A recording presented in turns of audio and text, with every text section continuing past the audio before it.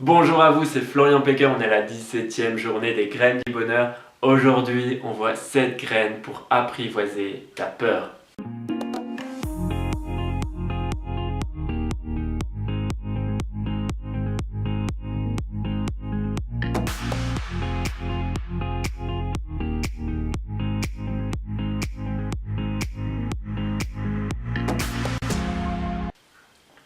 La peur est aujourd'hui présente dans notre vie à des moments finalement où elle n'est pas si utile que ça. Regarde la peur à l'époque, c'était pour nous éviter des dangers qui allaient nous tuer. Aujourd'hui, la peur elle a beaucoup moins d'importance. On va pas se faire tuer à chaque coin de rue. D'accord? Et pourtant, la peur elle est présente dans notre vie, mais toujours. Et surtout maintenant qui s'installe dans le fait de réaliser nos projets, dans réaliser qui on veut être vraiment, dans notre authenticité. Et elle nous empêche d'être nous-mêmes. Alors que si on apprend à apprivoiser la peur, ça nous permet d'être nous-mêmes. Donc là, tu as bien compris, c'est la graine numéro 1, c'est que la peur est un vestige du passé et que maintenant, il faut réussir à l'apprivoiser pour pas qu'elle vienne pourrir tous les projets qu'on a envie de mettre en place et d'être qui on veut. La deuxième graine, c'est qu'il existe 3 réactions face à la peur. Si on a une peur de réaliser quelque chose, l'une des réactions, ça sera de fuir. J'ai peur d'aller parler avec une personne et je vais trouver toutes des stratégies pour éviter de faire ça. Si j'ai envie de moi par exemple j'ai envie de réaliser une vidéo et que j'ai peur de oh là là, qu'est-ce qu'on va penser de moi, qu'est-ce qu'on va faire, et ben je vais trouver plein de stratégies qui vont faire que je vais aller trouver des choses plus intéressantes à faire, d'aller manger, d'aller jouer à un jeu plutôt que d'affronter ma peur et d'y aller. La deuxième réaction possible, c'est d'attaquer notre peur. Et dans les cas maintenant, ça serait plutôt j'ai peur d'aller discuter avec quelqu'un et je vais aller foncer tête baissée sans me dire allez, j'ai pas peur, j'y vais, je fonce, j'y vais, et puis finalement d'arriver devant le truc qu'on doit faire et puis la peur elle vient nous envahir et puis on fait oh et on file de l'autre côté quoi. C'est la même chose. Donc c'est dans l'attaque, c'est finalement d'observer que déjà ici on a peur de ce qu'on doit faire. Ça nous fait peur, on ressent la peur et c'est ne pas l'ignorer parce que l'ignorer c'est d'aller vers sa peur sans en prendre conscience et puis à un moment ça va nous arriver à la tête et puis on va finalement filer ou trouver une autre stratégie.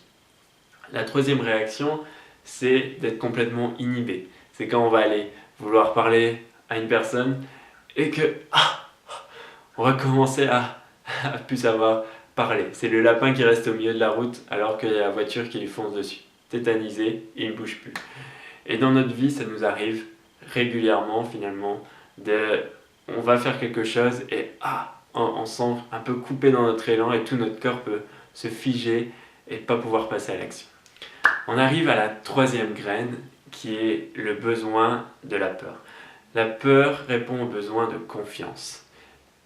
C'est d'avoir confiance en soi, confiance dans nos capacités, dans nos compétences, d'avoir une vraie estime de nous-mêmes pour pouvoir oser aller faire les petits pas vers les choses qu'on a envie de faire. C'est d'avoir confiance en la vie, que la vie elle est peut-être pas si dangereuse que ça par rapport aux messages que les médias nous envoient, par rapport aux journaux, par rapport aux gens autour de nous qui nous disent oh, tu te rends compte, j'ai entendu ça aujourd'hui. Et finalement la vie elle n'est pas si terrible que ça et d'avoir une confiance en la vie. C'est le besoin d'avoir confiance dans son couple. Si j'ai pas confiance dans mon partenaire qui va discuter avec d'autres personnes, je vais être toujours dans cette peur de me dire ah là là, et si elle ne m'aime pas et qu'elle va aimer une autre personne parce que je ne suis pas assez bien. C'est la confiance envers mes enfants qui sont en train de grandir, qui sont en train de faire des expériences, qui vont peut-être commencer à grimper à un arbre. C'est de leur faire confiance et de ne pas projeter mes peurs qu'ils vont tomber alors qu'ils sont à 1 mètre sur l'arbre. Et donc d'avoir confiance en ça lui permet lui aussi d'avoir confiance en lui et de vaincre lui aussi ses peurs.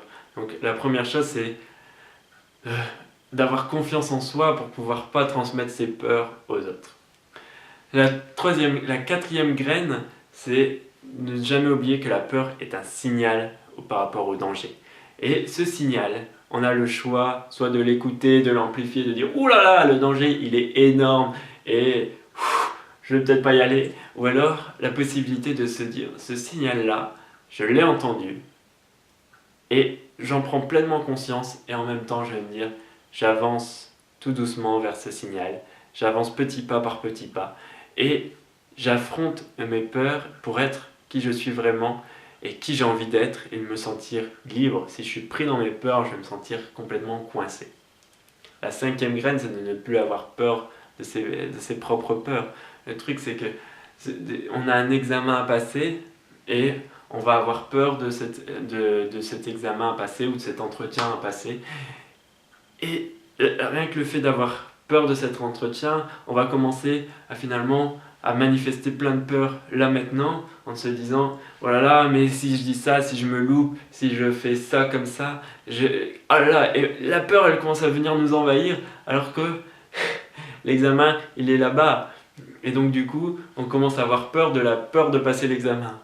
Et donc c'est de prendre conscience de ça et finalement, là maintenant, d'avoir conscience de cette peur et d'avancer tout doucement.